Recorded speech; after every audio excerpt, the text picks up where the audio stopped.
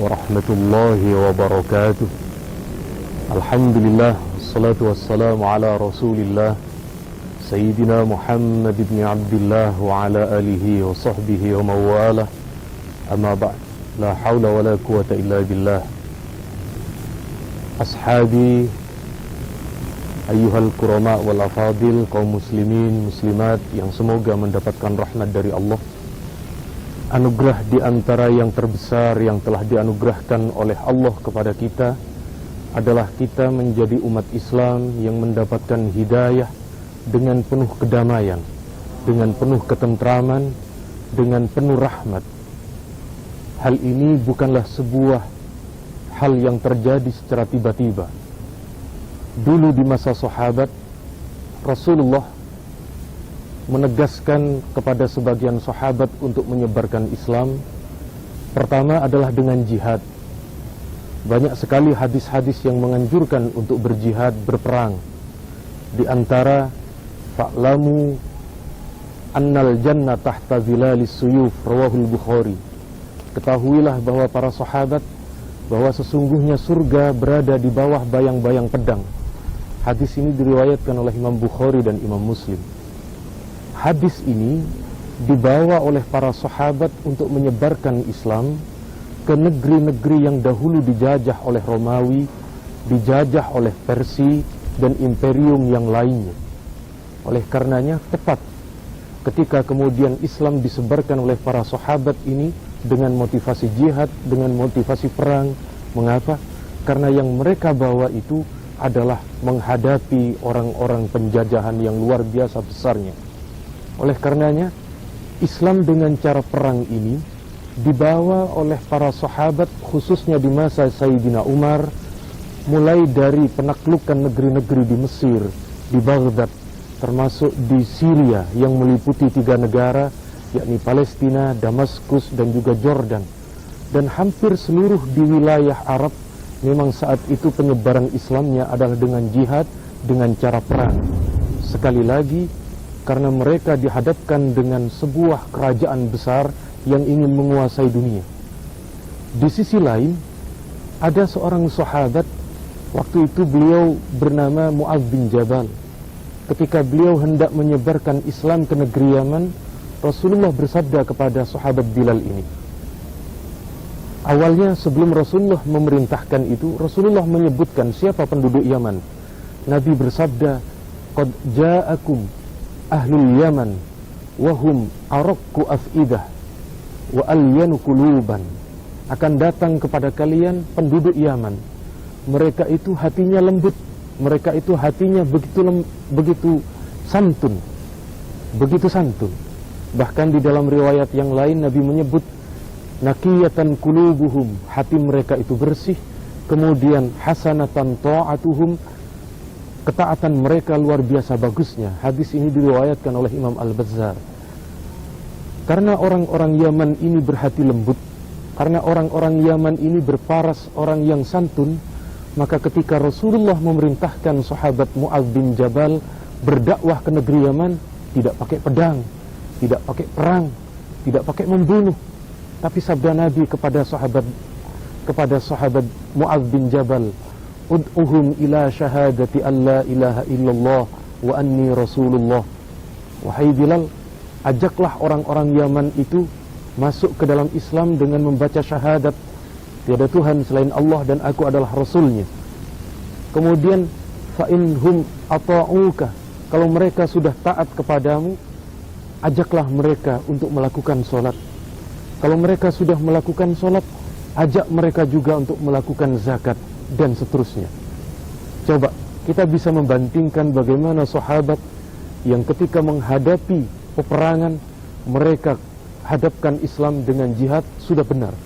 Tetapi ketika ada sebuah negara yang tidak perang, Rasulullah dan para sahabatnya menyebarkan Islam ini dengan cara-cara yang santun, damai, dengan pendekatan dakwah satu persatu, dan seterusnya.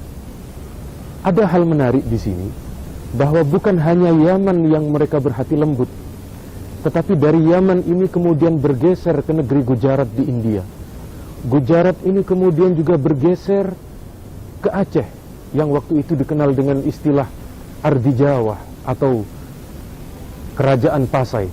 Semua jalur ini mulai dari Gujarat yang sebelumnya dari negeri Yaman sampai ke negeri kita di Nusantara, semua Islam ini didakwahkan dan disebarkan dengan cara damai, tidak dengan cara perang, tidak dengan cara membunuh dan lain sebagainya. Oleh karenanya, kita yang saat ini berada di negeri yang aman damai ini adalah sebuah kenikmatan yang luar biasa bagi kita.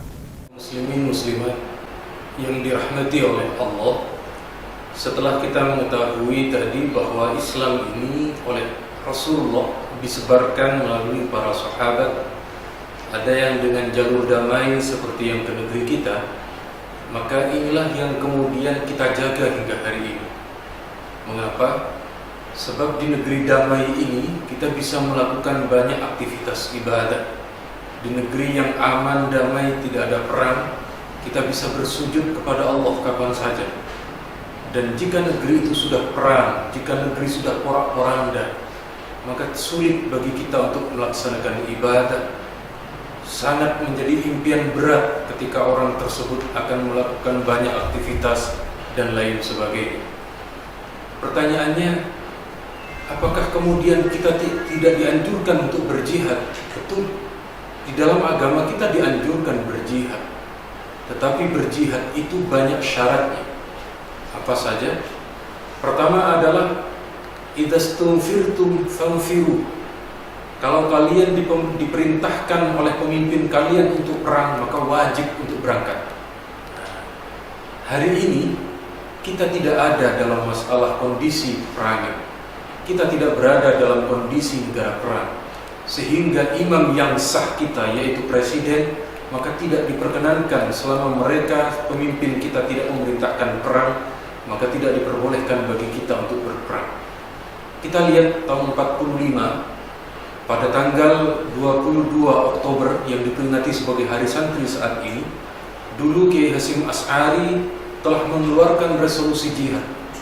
Tapi resolusi jihad Kiai Hasyim itu tidak serta-merta dikeluarkan, tetapi justru meminta izin terlebih dahulu kepada Presiden saat itu Soekarno. Dan Pak Soekarno telah merestui jihad itu. Artinya apa? Jihad itu bukan gerakan sporadis orang per orang. Jihad itu bukan berarti membunuh orang yang tidak jelas siapa yang harus dibunuh. Hari ini kita melihat orang yang mengatasnamakan jihad, dia berangkat sendiri. Yang dibunuh pun dia tidak tahu siapa. Ternyata yang justru korban meninggal adalah sesama muslim. Sementara di jihad tidak ada. Tidak ada cerita dalam jihad itu membunuh sesama muslim. Kemudian selain itu, orang yang telah melakukan bunuh diri dalam peperangan, dalam kondisi seperti ini, teror maksud saya, bukan perang, adalah bukan kategori jihad, bukan kategori syahid, bukan kategori mujahid. Kenapa? Ulama-ulama kita memberi 3 kriteria dalam masalah syahid itu. Pertama adalah al-maut hinal qital, yaitu orang yang meninggal dunia saat dalam kondisi perang. Wa qauluhu qitalal kuffar. Orang syahid itu orang yang tewas atau meninggal saat dalam perang melawan orang-orang kafir. Teror bukan perang melawan orang kafir. Teror tidak ada musuhnya, hanya memberi rasa takut kepada orang-orang. Kemudian yang ketiga adalah wa qaunuhu bisababil qital. Meninggalnya pun disebabkan karena perang, bukan meninggal karena sebagai teroris, bukan meninggal karena sebagai penjahat dan lain sebagainya. Oleh karenanya, sekali lagi, kita ahli sunnah wal jamaah yang kemudian di Indonesia ini diorganisir menjadi lembaga yang bernama Nahdlatul Ulama, Jam'iyah ini tetap konsisten untuk menjaga perdamaian, keamanan di negeri kita, sekali lagi supaya negeri ini aman, damai, sentosa, sehingga kita pun bisa melaksanakan ibadah dengan sebaik-baiknya. Ashabi, kaum muslimin muslimat, ini mungkin yang bisa saya sampaikan, semoga manfaat dan barokah. Assalamualaikum warahmatullahi wabarakatuh.